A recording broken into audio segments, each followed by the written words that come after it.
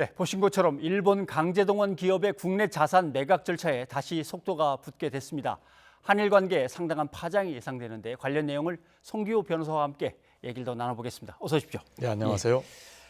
2018년에 강제징용과 관련된 이제 손해배상이 대법원에 의해서 확정 판결이 난 거죠. 네.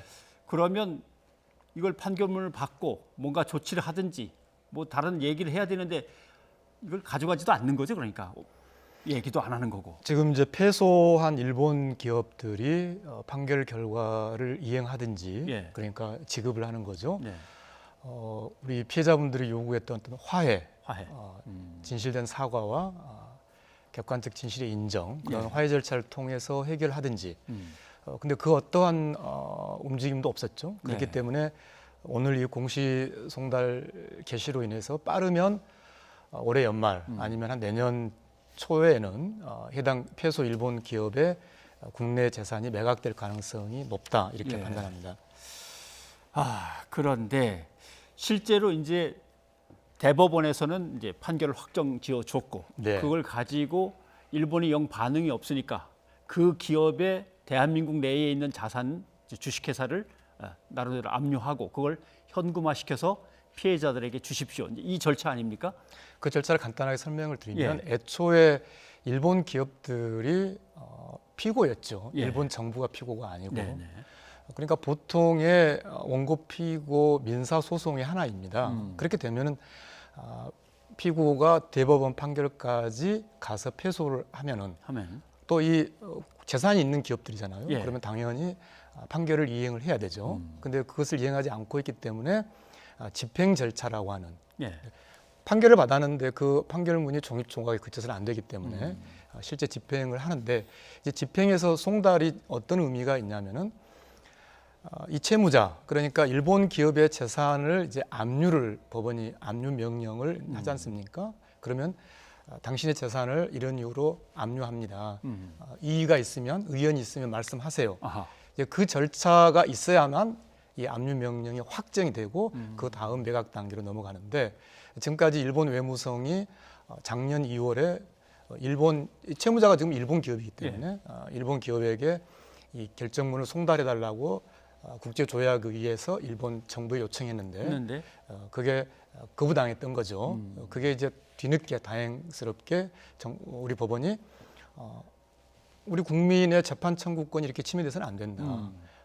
합법적인 절차에 의해서 이제는 공시 송달을 통해서 송달된 것으로 가름하겠다. 예. 그런 절차가 개시된 겁니다. 알겠습니다. 그러면 이제 현금화되는 데는 얼마나 걸리겠습니까? 이제 공시 송달 기간이 지나면 이제 송달 받은 것으로 보고요. 송달 받았는데 아까 말씀드린 대로 7일 이내에 이의를 제기하지 않으면 이제 확정이 되는 거죠. 예. 압류가 확정이 되면 바로 그 다음 단계인 이제 매각 명령 단계에 들어가는데 매각 명령 단계에서도 역시 아까 잠깐 뉴스에 나왔습니다만 이게 매각이라는 게 자신의 재산이 경매에 붙여지는 것이기 때문에 예. 그게 대해서도 의견을 제출할 기회를 줍니다. 네, 그거 역시 지금 송달 절차가 진행돼야 될 거고요. 예. 그것도 분명히 일본 외무성이 협조를 안 하겠죠. 안 하겠죠. 그러면 지금과 같은 단계를 밟아서 공시 송달로 가게 돼서 그것까지 최종 확정이 되면 이제 바로 경매에 들어가기 때문에 한 빠르면 한 연말 한 내년 정도에는 경매를 통한 매각이 되지 않을까 예상합니다. 공시송달로 서류를 받은 걸로 간주하고 또 명령을 내리고 계속 그게 반복이 되는군요. 두 번을 재산을 압류당하고 매각되는 사람들의 참여 절차를 보장하는 것인데 그러니까 일본 기업이 이 패소 판결 받은 사건에서는 국내 로펌을 선임해서 다퉜단 말이죠. 예. 그렇게 다툴 기회까지 보장받고 졌단 말이죠. 그러면 지금 집행 단계에서도 참여를 해야죠. 예, 알겠습니다. 그런데 지금 일본제철 옛날로 하면 신일철 주금이겠죠. 이 기업 말고 다른 기업들과 관련해서는 어떻게 진행이 되고 있습니까? 후지코시라든지 또 미쓰비시 중공업이라든지 이 회사들이 우리 국내에 가지고 있는 주식, 또 뭐 특허권, 상표권 약 한 25억 원어치 정도가 현재 압류되어 있는 상태인데요. 지금 오늘 이 공시송달 절차가 중요한 것이 그동안 일본 외무성의 비협조로 다 이렇게 1년 6개월 이상 계속 지체되어 있었단 말이죠. 근데 그 첫 돌파구가 열렸기 때문에 이것이 선례가 돼서 나머지 일본 기업에 대한 압류 명령의 송달 예. 또 확정이 되고 나서 다시 매각 명령 또 신문의 송달도 같이 진행되지 않을까 그렇게 예상합니다. 네. 물론 우리는 이제 역사적으로 엄청난 피해를 입었고 그 피해 당사자들이 이제 소송에 이제 나섰기 때문에 뭐 전혀 다른 문제입니다만은 사실 우리가 어디 외국에 투자한 기업이 거기에서 압류되고 자산이 매각된다라고 하면은 외교적으로 상당히 큰 문제인 것 같습니다. 일본이 상당히 여기에 대해서 긴장하면서 그렇게 하면 진짜 큰일 날 줄 알라고는 하는데 어떤 조치가 있을 수 있습니까? 일본으로서는. 법원에 외국 기업이 와서 소송을 하기도 하고 또 피고가 되기도 하고 지기도 하고 이기도 하고 이기도 하고요. 외국 기업이 투자한 재산이 압류돼서 매각되는 경우는 그거는 흔히 있는 일입니다. 예. 문제는 일본이 이 문제를 정치화하고 있고 또 이게 이른바 국제법 위반이라고 하는 그런 잘못된 틀을 가져가고 있고 그리고 일본 회사들이 지금 약 25억 원 정도의 재산이 압류되어 있는데 그건 한국 법원 판결에 따라서 지급하면 되는 거거든요. 예. 지금 이제 앵커께서 말씀하신 일본이 어떤 조치를 할 수 있느냐?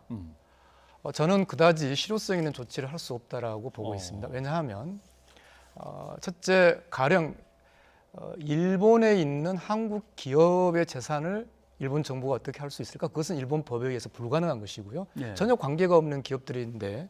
그다음 두 번째는 그러면 일본 정부 자신의 권한, 예. 이를테면 한국산 한국에서 일본으로 수출되는 물건에 대해서 뭐 관세를 더 매긴다든지. 근데 가령 한국에서 일본으로 수출되는 농산물이나 수산물에 대해서 관세를 함부로 더 매긴다. 허허. 그것은 WTO 위반이 되는 거죠. 예.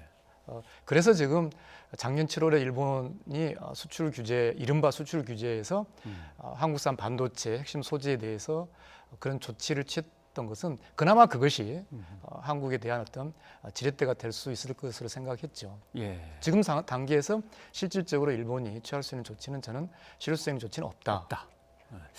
공시송달 이제 기한 한 8월로 잡으면 2달 남았는데 그럼 그때까지 그냥 치달려 가는 겁니까? 아니면 나름대로 어떤 해법 같은 게 있을 수도 있습니까? 이 문제만 국한에서 본다면, 즉 예. 원고 피고 당사자 그러니까 재산이 압류된 일본 피고 기업의 입장에서 본다면 저는 지금이라도 언제든지 이 절차에 들어오라는 거죠.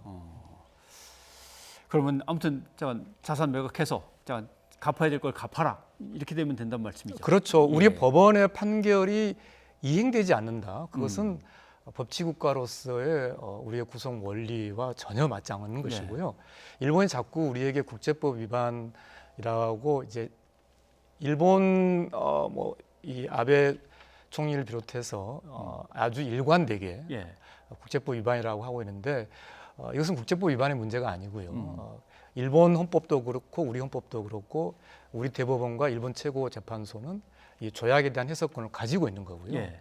그리고 이 문제는 식민지 그리고 국제인권법에 반하는 강제노동의 문제이기 때문에 그런 인권의 문제라는 것을 우리가 좀 더 명확하게 틀을 잡아가야 된다고 생각합니다. 말씀하신 대로 소송에 참여도 했다면 이행 과정에도 반드시 참여를 해야 되는 거 아니냐라고 해서 참여를 일본이 하겠다 그러면은 예전에 나왔던 뭐 문희상안 이런 안들을 가지고 다시 논의를 해야 됩니까?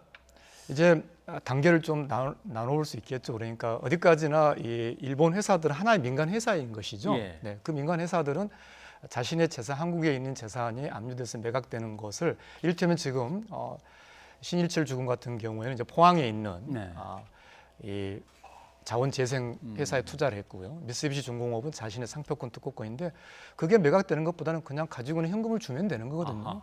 그것과 별도로 지금 말씀하신 일제 강점기의 전체 피해자 문제, 이를테면 위안부 할머니 문제, 또 사할린 억류, 원폭 피해자, 사실은 이 65년 청구권 협정 이후에 너무 뿌리 깊은 박정희 정권 이후에 너무 뿌리 깊은 강제동원 피해자 일제 식민지 피해자 문제에 대해서 과거의 정부들이 정말로 방치했거든요. 지금 이용수 할머니 이야기도 나옵니다만 우리 위안부 문제를 한국 정부가 먼저 일본 정부에 요구한 것이 아니라 피해자들이 먼저 요구를 한 거지 않습니까? 예. 그래서 아까 말씀하신 대로 전체 피해자 문제를 우리가 어떻게 우리 사회가 또 일본의 의식 있는 사람들과 같이 해결할 것인가 그런 큰 틀의 논의가 필요한 시점입니다. 알겠습니다. 아무튼 이 사안에 대해서는 재판에 졌으니까 분명하게 그건 스스로 책임지고 이행을 하고 그다음에 더 큰 틀에서의 전체적인 강제동원과 관련된 문제들은 또 이제 다음에 다시 한번 논의를 해야 되는 거고 이렇게 보시는 거죠. 그렇죠. 특히 이제 당장 현안 중에 하나가 10억 엔의 문제거든요. 그렇죠. 이제 예. 일본이 잘못된 2015년 박근혜 정부 위안부 합의 때 10억 엔을 준 것으로 다 해결됐다라고 하는 것인데 그 10억 엔을 어떻게 처리할지 그걸 기복동 할머니나 기론호 할머니, 이용수 할머니 돌려주자라고. 돌려주라. 예. 근데 그 문제를 아직 우리가 어떻게 할지 결정을 못했는데 이런 문제를 포함해서 이 강제동원 피해자, 식민지 피해자 문제를 우리가 어떻게 구제할 것이냐, 우리가 어떤 방향을 할 것이냐에 대해서 좀 더 활발한 토론이 필요하다는 말씀을 꼭 드리고 싶습니다. 사회적 합의가 필요한 문제니까 계속 논의를 해야 될 문제군요. 예, 알겠습니다. 송 변호사님 오늘 고맙습니다. 네, 감사합니다.